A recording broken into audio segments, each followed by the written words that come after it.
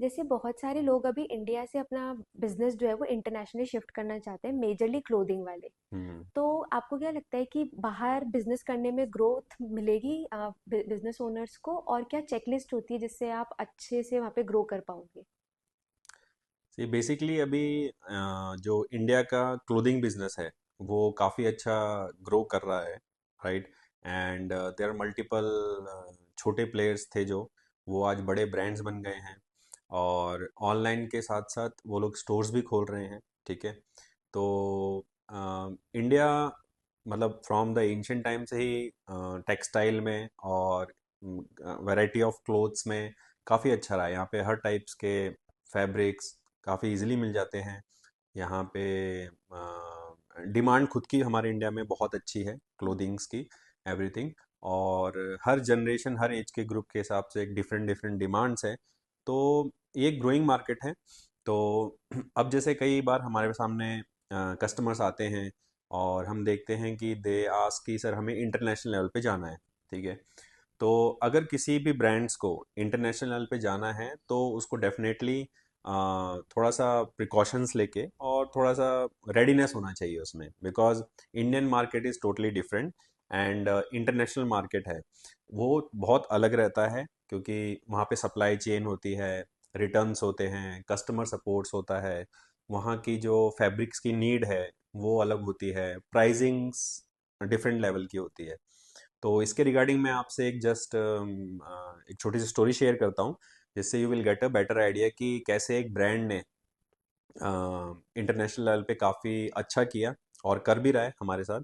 और एक ब्रांड है जिसने कुछ मिस्टेक्स या कुछ प्रिपरेशन सही नहीं थी, तो वो समहाउ बिजनेस भी स्टॉप करना पड़ा और वो सक्सेसफुली नहीं कर पाया। तो basically I will talk about the first that brand which we that brand got a success. So basically एक ब्रांड है राजस्थान की, और they are into man suits, okay. और अभी उन्होंने काफ़ी सारे स्मोकिंग जैकेट्स, वुमेन सूट्स और अदर क्लोथिंग एसेसरीज जो होती हैं वो भी ऐड कर लिए। तो 2 year back they came to us, okay. तो बेसिकली वो क्लाइंट जयपुर के ही है, और उन्होंने एक्चुअली उनका पहले से ही मैन्युफैक्चरिंग का बिजनेस है, उनके खुद के एक दो स्टोर्स भी हैं यहाँ पे जिसमें वो काफ़ी अच्छा काम कर रहे हैं। और उनको कुछ चीज़ों की काफ़ी अच्छी नॉलेज है, जैसे कि फैब्रिक क्या अच्छा होता है, क्वालिटी फैब्रिक, ठीक है। उसके बाद जो कस्टमर की नीड होती है based on colour, based on the size, वो काफ़ी अच्छी है। फिर उन्होंने समहाउ एक मार्केट प्लेस प्ले भी उन्होंने प्रोडक्ट इंटरनेशनल सेल किया हुआ था पहले, तो और वहाँ पे बिक रहा था। लेकिन सब कुछ अच्छे करते हुए उनको ये था कि मैं एक ब्रांड बनना चाहता हूँ, not in India right now, I want to become brand in international level. So basically उन्होंने जो अपनी इनसाइट्स थी उसके बेसिस पे उन्होंने यूएसए को सिलेक्ट किया कि USA is a best market according to shipping, according to the customer, let's start there. So एक मेजर और पॉइंट था उन क्लाइंट का कि वो मैन्युफैक्चर थे, ठीक है, they are not doing any kind of trading. So उनके हाथ में प्राइस भी था, प्रोडक्ट क्वालिटी भी थी, सप्लाई चेन भी कंट्रोल था, उनको मार्केट का रिसर्च भी था, अंडरस्टैंडिंग भी था। तो उनको सिर्फ काम करना था एक प्रॉपर मार्केटिंग और ब्रांडिंग पे। तो दे केम टू अस, उन्होंने हमसे बात किया। So we have design their brand, उनका लोगो, उनका ब्रांड नेम हमने बहुत स्ट्रेटेजिकली अच्छा सा डिज़ाइन किया, ठीक है। और उन्होंने बोला कि मुझे इस तरह से चाहिए ग्रोथ और ये हमें करना है।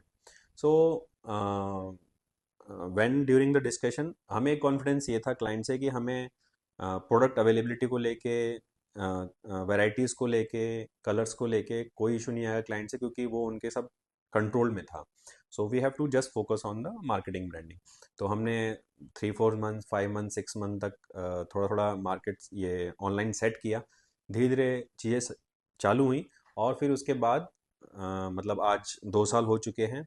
तो हमने मतलब मैक्सिमम टू मैक्सिमम क्लाइंट को लाइक 20x तक ग्रोथ दी है।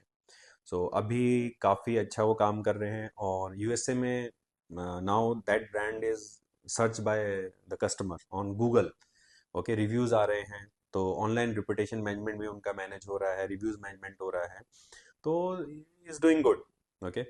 सो इससे आप एक चीज़ समझ सकते हैं कि एक ब्रांड बनने के लिए कस्टमर साइड से रेडीनेस भी चाहिए, और एक अच्छी एजेंसी का जो प्रॉपर तरीके से उस ब्रांड को पोजीशन कर सके, उसकी मार्केटिंग कर सके, वो भी चाहिए। If you see the another side of another brand, so basically यहाँ पे प्रोडक्ट सेम नहीं था, डिफरेंट था।